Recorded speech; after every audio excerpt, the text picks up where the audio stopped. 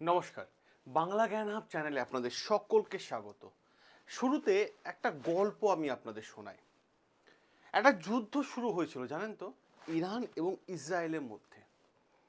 এবং সেই যুদ্ধ কিছুদিনের জন্য সিজফায়ার হয়েছিল, বন্ধ ছিল।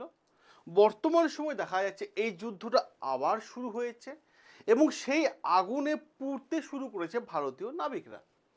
আর এই হামলার পেছনে মেইন যে জায়গাটা হলো সেটা হচ্ছে ওমান। হ্যাঁ, ওমান উপকূলে, যেখানে 3 জন ভারতীয় নাবিক প্রাণ হারিয়েছে এবং একের পর এক জাহাজ এই আমেরিকা, ইরান এবং ইসরায়েলে আক্রমণের মুখে পড়ছে। যখন এরকম একটা ঘটনা চারিদিকে চলছে, ঠিক সেই সময় এমন একটা তথ্য আসলো, যে তথ্য আসার পর গোটা বিশ্ব চমকে গেল। কি তথ্য আসলো? ভারত নাকি প্রথমবারের মতো নিজস্ব পারমাণবিক অস্ত্র মোতায়েন করা শুরু করে দিয়েছে। এবার প্রশ্ন এখানে আরো একটা হয়ে গেল, এই সমস্ত ঘটনাগুলো কি শুধুই একটা কাকতালীয় ঘটনা, নাকি মিডল ইস্টের যুদ্ধ এখন এমন একটা জায়গায় পৌঁছে গেছে যেখানে ভারতও নিজের নিরাপত্তার কৌশল বদলাতে চাইছে? বিষয়টা আমরা আলোচনা করব এবং সাথে সাথে আপনাদের কয়েকটা তথ্য দিয়ে দিই। আজকের ভিডিওতে কি আলোচনা হবে? আজকের ভিডিওতে আলোচনা হবে ওমান উপকূলে অ্যাকচুয়ালি আসল ঘটনাটা কি ঘটেছিল। আপনারা তো নানান জায়গায় নানান তথ্য দেখেছেন, সঠিক ঘটনা আমি আপনাদের সামনে তুলে ধরছি, যা আপনারা জানেন যে সঠিক ঘটনা এখান থেকে আপনারা পেয়ে যাবেন। এবং এরই পাশাপাশি কেন বারবার পালাও, হ্যাঁ পালাও নামে একটা আইল্যান্ড আছে, এই আইল্যান্ডে পতাকা সামনে আসছে, আইল্যান্ডের নামের সাথে পতাকা, ওই দেশের পতাকা সামনে আসছে। কেনই বা ভারত আমেরিকার কর্তাদেরকে, হ্যাঁ কর্তাদের ডেকে পাঠালো, জবাব দাও। এবং সাথে সাথে সিপ্রি যে রিপোর্ট প্রকাশ করেছে যে ভারতে পারমাণবিক অস্ত্র নিয়ে যে চাঞ্চল্যকর দাবি তৈরি করেছে, সেই দাবিটাও কি আজকে এই ভিডিওতে আমরা আপনাদের প্রত্যেকটা বিষয় তুলে ধরবো। শুরু থেকে শেষ পর্যন্ত দেখবেন, অনেকগুলো তথ্য আপনারা জানতে পারবেন। আমি সবার প্রথমে আরও একটা উদাহরণ দিই আপনাদের কাছে, যাতে বিষয়টা বুঝতে আপনাদের কাছে জলের মতো ক্লিয়ার হয়ে যাবে। ধরুন আপনার বাড়ির পাশে দুই প্রতিবেশী বাড়ি আছে এবং তারা দুজন একে অপরের সাথে মাঝে মধ্যে বা হামেশাই ঝগড়াঝাটি করে থাকে। আপনি দেখলেন, আপনি যা দেখার পর বললেন এটা পাড়া প্রতিবেশী ব্যাপার, ওরা নিজেদের ব্যাপার নিজেদের মধ্যে মিটিয়ে নেবে। কিন্তু কিছুদিন পর দেখা গেল এক প্রতিবেশী আরেক প্রতিবেশীর বাড়িতে পাথর ছোড়াছুড়ি করছে, আর হঠাৎ করে একটা পাথর এসে আপনার বাড়ির জানালাতে পড়লো, বা আপনার বাড়িতে কারোর মাথায় লাগলো বা আঘাত পেল এবং ক্ষতি হলো। তখন কি আপনি চুপ করে থাকবেন? উত্তর হবে একটাই, একদমই না। বর্তমানে তেমনই ঘটনা দেখা যাচ্ছে যে ইরান এবং ইসরায়েল এবং আমেরিকার মধ্যে যে লড়াই শুরু হয়েছে, সেখানে ভারতীয় জাহাজ এবং ভারতীয় নাবিকদের অবস্থান ঠিক একই রকম, ঠিক একই রকম। যুদ্ধ করছে অন্যরা আর ক্ষতির মুখে পড়ছে ভারতীয়রা। এটা হচ্ছে আসল ঘটনা। কারণ আমি আপনাদের জানাবো, আজ এমন একটা ঘটনা আমরা আলোচনা করব আপনাদের সামনে, যেখানে 3 জন নাবিকের মৃত্যুর খবর সামনে এসেছে। এবং বর্তমান সময়ে মিডল ইস্টে যে হরমুজ প্রণালী এবং হরমুজ প্রণালীর আশেপাশে যে যুদ্ধের পরিবেশ তৈরি হয়েছে, সেই যুদ্ধের পরিবেশটা এখন কোন পজিশনে আছে।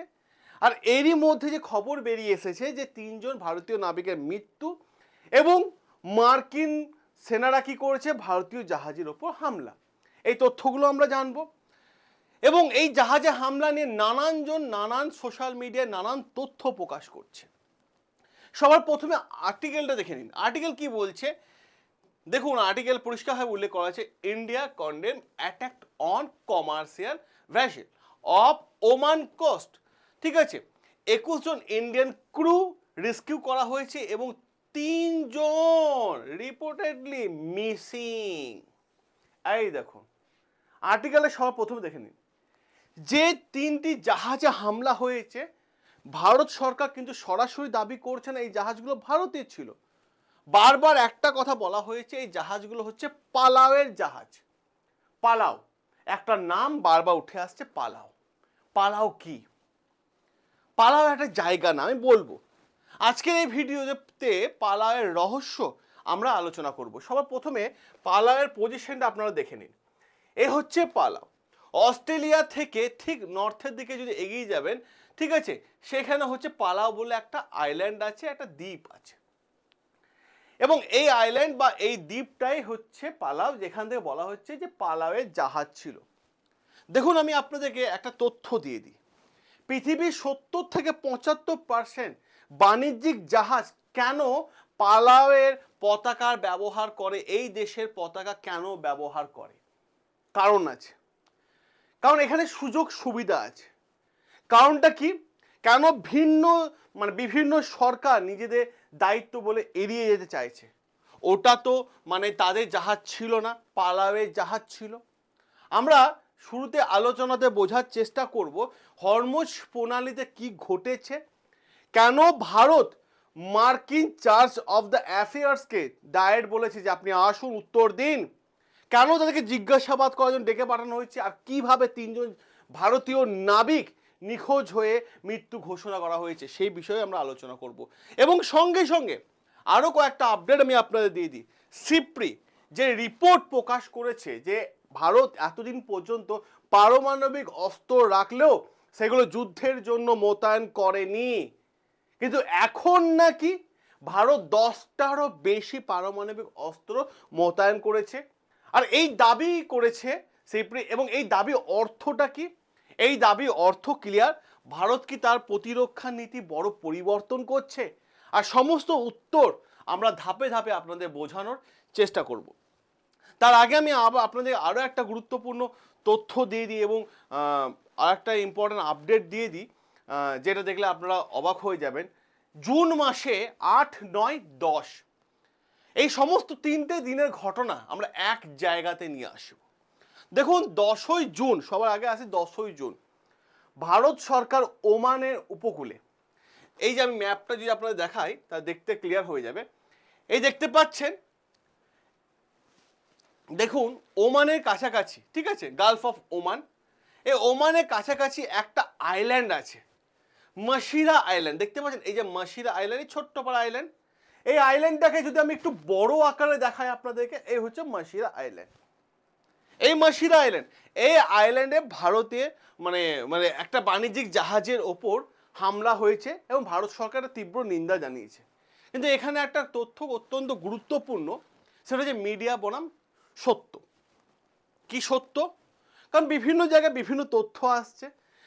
অনেকে দাবি করা হচ্ছে যে ভারতে বাণিজ্যিক জাহাজের ওপর হামলা হয়েছে, কিন্তু ভারতের পররাষ্ট্র মন্ত্রণালয়ে মিনিস্ট্রি অফ এক্সটার্নাল অ্যাফেয়ার্স সরকারের বিবৃতি জানিয়ে দিয়েছেন, পরিষ্কারভাবে লিখে দিয়েছেন।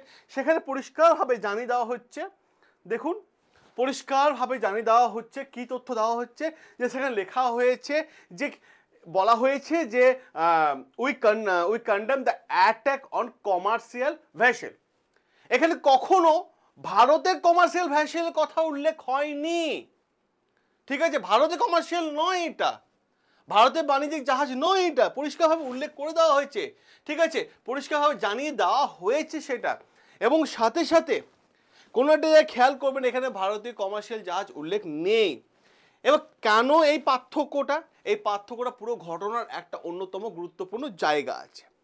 কারণ সরকারিভাবে এই জাহাজটা যে ভারতে তেমন চিহ্নিতকরণ করা হয়নি। অপরদিকে কি ঘটেছিল, 10ই জুন যখন এই জাহাজটার ওপর হামলা হয়েছিল, যখন জাহাজটার ওপর অ্যাটাক হয়েছিল, তখন সেই জাহাজে 24 জন ভারতীয় ক্রু মেম্বার ছিল। তাদের মধ্যে 21 জনকে উদ্ধার করা হয়েছে এবং 3 জন এখনও নিখোঁজ। পরবর্তীকালে তাদের মৃত্যু নিশ্চিত করা হয়েছে। ভারতের দূতাবাস ওমানের সরকারের সাথে সঙ্গে সঙ্গে আলোচনায় বসে গেছে এবং পরিস্থিতি নিয়ে একে অপরের সাথে যোগাযোগ রেখেছে। এবং সাথে সাথে হামলার অভিযোগ কার বিরুদ্ধে, কে হামলাটা করেছে, এবং রিপোর্ট অনুযায়ী যা তথ্য আসছে সেখানে বলা হচ্ছে মার্কিন বাহিনী এই হামলা করেছে। আর এখান থেকে শুরু হয়ে যায় নতুন আরও একটা বিতর্ক। কেন বিতর্ক? পালাওয়ের রহস্য। এই যে পালাও দেখছেন না আপনারা, এই যে পালাও, এই পালাওয়ের রহস্য নিয়ে কিন্তু নতুন তথ্য সামনে আসে। যে জাহাজটার ওপর হামলা হয়েছে সেই জাহাজটার নাম কি ছিল? এমটি সেন্ট বালো। এমটি সেন্ট বালো নাম ছিল। এবং এই জাহাজটার গায়ে ছিল পালাওয়ের, এই যে পালাও দেখতে পাচ্ছেন আপনারা, পালাও দেখতে পাচ্ছেন, এই পালাও দেশের পতাকা লাগানো ছিল। এবার আপনারা বলবেন পালাওটা এবার কোথায় অবস্থিত? সাধারণত গুগল ম্যাপে পালাও খুঁজে পাওয়া যায় না, কিন্তু প্রশ্ন হচ্ছে প্রশান্ত মহাসাগরে একটা ছোট্ট দ্বীপ যার নাম হচ্ছে পালাও, যেটা অস্ট্রেলিয়া থেকে নর্থের দিকে গেলে আপনারা পালাও জায়গাটা দেখতে পাবেন। আমি ম্যাপ করে এনে আপনাদের সামনে দেখিয়ে দিচ্ছি, এ হচ্ছে পালাও। এবার প্রশ্ন হয়ে যায় বা আশ্চর্যের বিষয় হয়ে যায়, বিশ্বে অসংখ্য বড় বড় জাহাজ পালাওয়ের পতাকা ব্যবহার করে এক দেশ থেকে আরেক দেশ মাল নিয়ে যাতায়াত করতে থাকে। কেন? কারণ এখানে যে তথ্যটা এসছে পালাওয়ের পতাকা নিয়ে একটা বিতর্ক। কি বিতর্ক? আসল বিষয়টা এবার আপনারা বুঝুন, কারণ পুরো বিষয়টা এবার খোলাখুলিভাবে আলোচনা। ধরুন ক্লিয়ারভাবে ভারতের পতাকা নিয়ে যদি কেউ মানে জাহাজ পরিচালনা করে, তাহলে ভারতের শিপিং আইন মেনে তাকে চলতে হবে, ট্যাক্স দিয়ে চলতে হবে, ভারত সরকারের যা রুলস আছে সেই রুলস মেনে চলতে হবে এবং অনেক জটিল প্রশাসনিক প্রক্রিয়ার মধ্যে দিয়ে যেতে হবে। কিন্তু পালাওয়ের ক্ষেত্রে কি আছে? পালাওয়ের জাহাজ যদি কেউ দাবি করে থাকে বা পালাওয়ের পতাকা নিয়ে কেউ দাবি করে থাকে, তাহলে তাকে ট্যাক্স কম দিতে হবে, কম নিয়ম কানুন তাকে মানতে হবে এবং দ্রুত জাহাজ যখন এক দেশ থেকে আরেক দেশ যায় না, তখন রেজিস্ট্রেশন করে পাঠাতে হয়। সেই রেজিস্ট্রেশন দ্রুত হয়ে যাবে এবং একদিনেই এক দেশ থেকে আরেক দেশ যাওয়ার লাইসেন্সও কিন্তু তৈরি হয়ে যাবে, যার ফলে অনেক আন্তর্জাতিক কোম্পানি তারা পালাও দেশের পতাকা ব্যবহার করে। এখান থেকে পালাওয়ের পতাকা নিয়ে কিন্তু একটা মানে বিতর্ক তৈরি হয়েছে। আমি আরও একটু সহজ ভাষায় আমি আপনাদের বিষয়টা বলে দিই। ধরুন রাজস্থানে একটা গাড়ি, সে গাড়ি নাম্বার যদি অরুণাচল প্রদেশ বা আন্দামান নিকোবরের নাম্বার হয় আর সেই নাম্বার লাগিয়ে যদি সে ব্যবসা চালিয়ে থাকে, কারণ সহজে কম কর দিতে হবে, ট্যাক্স দিতে হবে এবং সহজ নিয়মকানুন হয়ে যাবে তার জন্য। জাহাজ শিল্পেও কিন্তু সেম ব্যাপারটাও কিন্তু থাকে। আসল উদ্দেশ্য কি? যখন আন্তর্জাতিক সংঘাত শুরু হয়, লড়াই শুরু হয়, তখন সবাই বলতে থাকে ওটা তো আমাদের জাহাজ নয়, ওটা পালাওয়ের জাহাজ, আর এটা ছিল পালাওয়ের জাহাজ, এখনো জাহাজটাকে চিহ্নিতকরণ করা হয়নি এবং সবচেয়ে বড় কূটনৈতিক সুবিধা তৈরি হয়ে যায় এখান থেকে। এবার আমি আপনাদের আর একটা গুরুত্বপূর্ণ জায়গা বুঝিয়ে দিই বিষয়টা কি হয়েছে। বিষয়টা হচ্ছে যে জাহাজে হামলা করেছে কে? মার্কিন সেনা, আমেরিকার সেনা। তাহলে ভারত জুড়ে বিশাল একটা রাজনৈতিক প্রতিক্রিয়া দেখা দিত এবং মানে যেখানে দাবি করা হয়েছিল যে পালাও পতাকা লাগিয়ে কিন্তু চলে যাওয়া হচ্ছে। কিন্তু প্রশ্ন এই জায়গাতে উঠে আসে, যুদ্ধ করছে অন্য দেশ, তারা একে অপরের সাথে যুদ্ধে লড়াই করছে, আর জাহাজে রয়েছে ভারতীয় নাবিক, আর পতাকা রয়েছে অন্য দেশের। আর দায়িত্বের প্রশ্ন যখনই আসে তখন সবাই দূরত্ব বজায় রাখে। এখনো পর্যন্ত দাবি কেউ করতে পারেনি জাহাজটা কার। আর এখান থেকে জটিল বিষয় আরো তৈরি হয়ে যায়, কারণ 8ই জুন ঘটনা নিশ্চয়ই আপনারা দেখেছেন, এই চ্যানেলে ভিডিও আছে। 8ই জুন একই ধরনের ঘটনা ঘটেছিল এবং সেখানেও একই ধরনের জাহাজে আক্রমণ করা হয়েছিল। এবং সাথে সাথে যদি আমি 8ই জুন আরও একটু ঘটনা এক্সপ্লেন করে দিই আপনাদের সামনে, তা দেখতে পাবেন। কারণ যেখানে ইসরায়েল এবং ইরানের মধ্যে নতুন করে 8ই জুন আবার যুদ্ধ শুরু হয়ে গেছে এবং আমরা আলোচনা করেছিলাম অপারেশন ট্রু প্রমিসকে নিয়ে, যেটা দিয়ে নতুন একটা অধ্যায় শুরু হয়েছে যুদ্ধের, যেখানে ইরান অভিযোগ করেছিল ইসরায়েল বারবার লেবাননের ওপর বারবার হামলা করছে। ইরানের বক্তব্য ছিল আমরা অনেক দিন ধরে ধৈর্য ধরে বসে আছি, কিন্তু এবার আর চুপ থাকবো না, এবার আমরা পাল্টা আক্রমণ করব, এটা ইরানের দাবি। আর যখন ইরান এবং লেবানন এবং ইসরায়েলে যখন হামলা চলছে, ঠিক সেই সময় করে আমাদের ডোনাল্ড ট্রাম্প এসে হাজির হয়ে গেল। তিনি পরিষ্কারভাবে বললেন এই যে লড়াই শুরু হয়েছে আবার, এই লড়াই থেকে কড়া বার্তা দেন। তিনি বলেন এখনই দুই দেশের মধ্যে যুদ্ধ থামাতে হবে, দুই দেশ বলতে ইসরায়েল এবং ইরানের যুদ্ধ থামাতে হবে। কিন্তু বাস্তব পরিস্থিতি যুদ্ধ থামেনি, বরং যুদ্ধের আগুন আরো চারিদিকে ছড়িয়ে পড়তে শুরু করেছে, চারিদিকে ছড়িয়ে গেছে। আর সেই সময় ভারতের জন্য সতর্কবার্তা, এই উত্তেজনাপূর্ণ পরিস্থিতির মধ্যে ভারত সরকার নিজেদের নাগরিকদেরকে ইরান থেকে ছেড়ে আসা পারমিশন দিয়ে দিয়েছে, পরিষ্কার হয়েছে ইরান থেকে চলে আসো, কারণ পরিস্থিতি একটা অন্য দিকে যাচ্ছে। এবং সাথে সাথে গুরুত্বপূর্ণ জায়গা, মেভেরিক্স জাহাজের কাহিনী, মেভেরিক জাহাজে হামলা। 8ই জুন ওমান উপকূলে এই জাহাজের ওপর হামলা প্রকাশিত হয়েছিল, সংবাদপত্র এসেছিল, যেখানে 28 জন ভারতীয় নাবিকের জরুরি সাহায্যের জন্য আবেদন করেছিল। এবং সাথে সাথে হরমুজ প্রণালী মানে বলা হচ্ছিল যে অতিক্রম করছিল, সেই সময় করে এই হামলা মুখোমুখি পড়েছে। এবং ভারতীয় নৌবাহিনী অভিযান চালিয়েছে এবং কি মানে উদ্ধার করা হয়েছে এবং উদ্ধার করে আনা হয়েছে। ফলাফল কি দেখা গেছে? নাবিকদের উদ্ধার হয়েছে, নিরাপদ স্থানে আনা হয়েছে, বড় ধরনের প্রাণহানি ঘটনা থেকে এড়িয়ে যাওয়া হয়েছে। এবং প্রশ্ন হচ্ছিল এখানে, আবার প্রশ্ন, যুদ্ধ করছে কে? Iran Israel. হামলার শিকার হচ্ছে কারা? আন্তর্জাতিক জাহাজ, যারা এক দেশ থেকে আরেক দেশে মালপত্র নিয়ে যাওয়া করে, এক দেশ থেকে আরেক দেশে নিয়ে যায়। আর উদ্ধার করতে হচ্ছে কাদের? ভারতীয় নাবিকদেরকে। আর এরই প্রশ্ন আমেরিকা স্বীকারোক্তি। এই প্রশ্নের মাঝে আমেরিকা পরিষ্কারভাবে জানিয়ে দেয় এই হামলা নাকি তারাই চালিয়েছে। এবং মার্কিন পক্ষ থেকে যখন তাকে জিজ্ঞেস করা আপনাকে হামলা চালিয়েছেন, তো তারা জানিয়েছে হ্যাঁ তারাই চালিয়েছে। কিন্তু কেন? আমেরিকার এবার যুক্তিটা শুনুন, আমেরিকা বা কি বলছে শুনুন। জাহাজ নিষিদ্ধ জলসীমা অতিক্রম করছিল, আমরা রাস্তা বেঁধে দিয়েছিলাম, সে রাস্তা অতিক্রম করছিল। আর তাদের দাবি, আমাদের শর্ত ছিল ইরান থেকে কেউ তেল কিনে মানে জলপথ দিয়ে কেউ যাবে না, তার জন্য তারা আক্রমণ করেছে। আবার পালাও, এটাও দেখানো হয়েছে একই ঘটনা যে পালাও পতাকা ব্যবহার করা হয়েছে। তাহলে একটা প্রশ্ন, আপনার কি মনে হচ্ছে না প্রতিটা বিতর্কেও জলজাহাজের সাথে বারবার এই পালাও দেশের নাম উঠে আসছে? আর এখানেই শুরু হয়ে গেল শ্যাডো ফ্লিট। কি এই শ্যাডো ফ্লিট আমি আপনাদের বলে দিই। শ্যাডো ফ্লিট বিষয়টা কি সেটা আমি আপনাদের ক্লিয়ার করে দিই।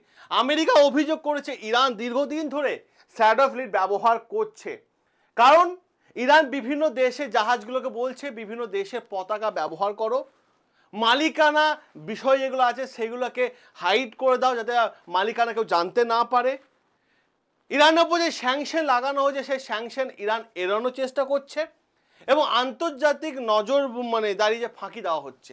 কিন্তু ইন্টারন্যাশনাল ল কি বলছে? এইভাবে কি কোনো মানে কমার্শিয়াল জাহাজের ওপর কি হামলা করা আমেরিকা ঠিক হয়েছে? ইন্টারন্যাশনাল ল কিন্তু সেরকম পারমিশন দেয় না, পরিষ্কার হয়ে বলেছে যে এটা আইনের বিরুদ্ধে যাচ্ছে, আইনের বিরুদ্ধে। এবার প্রশ্ন হচ্ছে ভারতের ভূমিকা। এখানে গুরুত্বপূর্ণ বিষয় হলো জাহাজে থাকা অনেক নাবিকই ভারতীয় ছিলেন, অর্থাৎ যে জাহাজের ওপর হামলা হয়েছে তার পতাকা পালারে রয়েছে কিন্তু ক্রু ভারতীয় ছিল। আর এই কারণে পুরো ঘটনা ভারতের জন্য গুরুত্বপূর্ণ হয়ে উঠেছে, আর পরিস্থিতি আরো উত্তপ্ত হয়ে গেছে। কারণ ইরান ইসরায়েলের লড়াই থামার বদলে যুদ্ধটা বন্ধ হওয়ার জায়গা আরো তীব্র হয়ে যাচ্ছে। ইরানের আক্রমণ, ইরানের বড় বক্তব্য কি? খবর বেরিয়ে আসছে এবং এক এক করে রিপোর্ট আসা শুরু করেছে ইরানের থেকে যে ইরান ইসরায়েলের দিকে নাকি 30টা ব্যালিস্টিক মিসাইল ছুঁড়েছে এবং মারাত্মক ধ্বংস হয়েছে। মিডিয়ায় আলোচনা শুরু হয়ে গেছে, এবার হয়তো দীর্ঘমেয়াদী যুদ্ধ আবার শুরু হতে পারে। আর ঠিক তখনই হাজির হচ্ছে একার ডোনাল্ড ট্রাম্প। ট্রাম্পের দাবি, আমি দুই পক্ষকে বুঝিয়েছি, দুই পক্ষের সাথে আলোচনা করেছি, বলেছি যুদ্ধ থামাও, এখন আর হামলা হবে না। ট্রাম্পের দাবি এটা যে এখন আর হামলা হবে না। কিন্তু ইরানের বক্তব্য কি? ইরান জানিয়ে দিয়েছে আমরা আপাতত হামলা বন্ধ করছি, কিন্তু তারা সতর্ক করে দেয় ভবিষ্যতে আবার হামলা হলে আবার তারা নাকি যোগ্য জবাব দেবে। কিন্তু প্রশ্ন এখানে, ইরানের যে ব্যালিস্টিক মিসাইল, যে ছবি যে ভিডিও চারিদিকে ছড়িয়ে পড়ছে, এই মিসাইলগুলো ধ্বংসাবশেষ এত বড় ছিল যে 6 ফুট উচ্চতা থেকে বলা হচ্ছে 15 ফুট উচ্চতা থেকেও কিন্তু এরা আক্রমণ করতে পারে এবং মারাত্মক লেভেল ধ্বংসলীলা চালাতে পারে। আর এই যুদ্ধ শুধু রাজনৈতিক বিতর্কিত পর্যায়ে ছিল না, বাস্তবে অত্যাধিক শক্তিশালী অস্ত্র ব্যবহার করা হচ্ছে এই যুদ্ধের ক্ষেত্রে। আর যখন 9 জুন আসলো, 9 জুন এসে পুরো পরিস্থিতি আবার বদলে দিল। যে যুদ্ধটা এতদিন ইরান বনাম ইসরায়েলের মধ্যে ছিল, 9 জুন এসে আমেরিকা সরাসরি যুদ্ধের কেন্দ্রে চলে আসলো। আমেরিকার দাবি কি? আমেরিকার একটা হেলিকপ্টার, অ্যাপাচ হেলিকপ্টার, সে কি করেছিল? সে ইরানের পার্শ্ববর্তী এলাকায় ঘোরাঘুরি করছিল। এবং ইরান দাবি করেছে তাদের ভূখণ্ডের মধ্যে চলে এসেছিল এই অ্যাপাচ হেলিকপ্টার, সেই অ্যাপাচ হেলিকপ্টারকে তারা নাকি নামিয়েছে। এই অ্যাপাচ হেলিকপ্টার আমেরিকা বিশ্বের বিভিন্ন দেশকে বিক্রিও করেছে, মারাত্মক শক্তিশালী একটা হেলিকপ্টার। তখন যখন ইরান নামিয়েছে তাদের উদ্ধার করার জন্য আমেরিকার সেনা পাঠিয়েছে এবং দুজন নাবিক ছিল অ্যাপাচ হেলিকপ্টারে, তাদেরকে উদ্ধার করে এনেছে। এরপর গুরুত্বপূর্ণ প্রশ্ন হয়ে যায় এই অ্যাপাচ হেলিকপ্টার কেন এত গুরুত্বপূর্ণ? কারণ ট্যাঙ্ক, বড় বড় যুদ্ধে যে ট্যাঙ্কগুলো হয় না, ধ্বংস করার মতো ক্ষমতা রাখে অ্যাপাচ হেলিকপ্টার। রাতের অন্ধকারে অপারেশন চালাতে পারে অ্যাপাচ হেলিকপ্টার। যেভাবে ডোনাল্ড ট্রাম্প ভেনেজুয়েলাতে রাতের অন্ধকারে অপারেশন চালিয়েছে, সে অ্যাপাচ হেলিকপ্টারের ভূমিকা ছিল। এবং আধুনিক মিসাইল এবং সেন্সার স্ট্রং ছিল অ্যাপাচ হেলিকপ্টারে। বিশ্বে বহু দেশ এই সেনাবাহিনী ব্যবহার করে থাকে, ভারতের কাছেও আছে অ্যাপাচ হেলিকপ্টার। ঘটনা কি ঘটেছে? ঘটনা ঘটেছে যে এই অ্যাপাচ হেলিকপ্টার যখন নামিয়েছে, তাদের দুই পাইলটকে উদ্ধার করার জন্য যখন আমেরিকা সেনা পাঠিয়েছে, সেনা পাঠানোর পর ডোনাল্ড ট্রাম্প ওয়াশিংটন ডিসিতে একটা প্রশ্ন উঠেছে, যদি আমরা এই জবাব না দিই তাহলে বিশ্ব কি বার্তা পাবে? আর ঠিক যখনই প্রশ্ন উঠলো তার সঙ্গে সঙ্গে ডোনাল্ড ট্রাম্প মিডিয়াকে জানিয়ে দিল, আমরা এই জবাব দেব, আমাদের হেলিকপ্টার উপর হামলা হয়েছে, আমরা চুপ থাকতে পারি না। 8ই জুন দেখা গেছিল ইরান ইসরায়েলের যুদ্ধ, আর 9ই জুন কি হচ্ছে, আমেরিকা সরাসরি এই যুদ্ধের মধ্যে জড়িয়ে পড়ল। কিসের জন্য? প্রতিশোধের ঘোষণা। ট্রাম্পের বক্তব্য ক্লিয়ার যে আমরা জবাব দেওয়ার জন্য প্রস্তুত। কিন্তু এখানে আরও একটা বাস্তব প্রশ্ন আছে। অনেক জিওপলিটিক্যাল এক্সপার্ট মনে করছেন এটা শুধু প্রতিশোধের বার্তা ছিল না, বড় মিডল ইস্টে মার্কিন সেনাবাহিনী অভিযান আবার শুরু করেছে আমেরিকা, তার একটা বদলা। আর 10ই জুন কি দেখা গেল, পাল্টা আক্রমণ, যেটা আমেরিকা সরাসরি ফিল্ডে নেমে গেল এবং আমেরিকা সেন্ট্রাল কমান্ডো অভিযান শুরু করে দিল, যেখানে একের পর এক মিসাইল ছোড়া, বিস্ফোরণ, বিভিন্ন লক্ষ্যবস্তুকে আগের করে আঘাত করা, তাদের ছবি আসা শুরু হয়ে গেল। আবার মনে হচ্ছে আগের পরিস্থিতির যুদ্ধ চলে গেছে, যেভাবে ইরান ইসরায়েল আমেরিকা জড়িয়েছিল, আবার মনে হচ্ছে সেই পজিশন আবার তৈরি হয়ে গেছে। এবং ট্রাম্পের দাবি কি? ট্রাম্পের দাবি ওরা আমাদের অ্যাপাচ হেলিকপ্টারের ওপর আক্রমণ হামলা করেছে, সেই কারণে আমরা পাল্টা ব্যবস্থা নিচ্ছি। এবং তার জন্য ইরানের মেন 20টা শহরে তারা নাকি আক্রমণ করেছে, বিশেষ করে আপনার বান্দার আব্বাস, মিনাপ, ঠিক আছে, সিঙ্কি, ঠিক আছে, তাছাড়া চাবাহার এর উপকূলবর্তীগুলো এলাকাগুলো আক্রমণ করেছে। আমেরিকার বক্তব্য, আমরা প্রথম আঘাত করিনি, ইরানকে আমরা জবাব দিচ্ছি। আর ইরানের বক্তব্য, আমরা আত্মরক্ষার জন্য কাজ করে যাচ্ছি। আর বিশ্ব এখানে কি দেখছে? বিশ্ব দাঁড়িয়ে এক নতুন এক যুদ্ধ, নতুন একটা সংঘাতের জন্ম হচ্ছে, সেটা দাঁড়িয়ে দেখছে। আর এই প্রশ্ন নিয়ে আপনার কি রায়, আপনার কি মতামত? আপনার রায়, আপনার মতামত অতি অবশ্যই তুলে ধরুন কমেন্ট বক্সে সকলের সামনে। সকলে ভালো থাকবেন, সুস্থ থাকবেন। আপনারা জানেন যে এই চ্যানেলে আমরা প্রত্যেকটা বিষয় যুক্তি সহকারে আলোচনা করে থাকি। দেখা হবে আপনাদের সাথে গুরুত্বপূর্ণ আরও একটা আর্টিকেল নিয়ে।